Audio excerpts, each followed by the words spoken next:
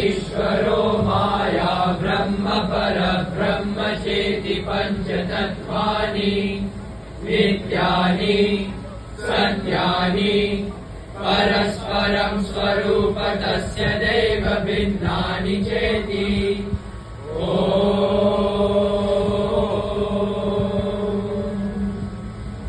अथ परब्रह्म समाम्नायते।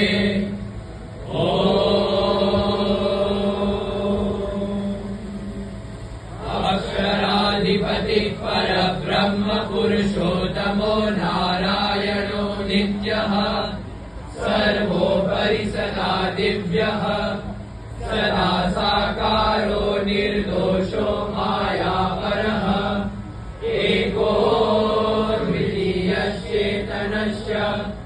स्वदिव्याक्षरधारी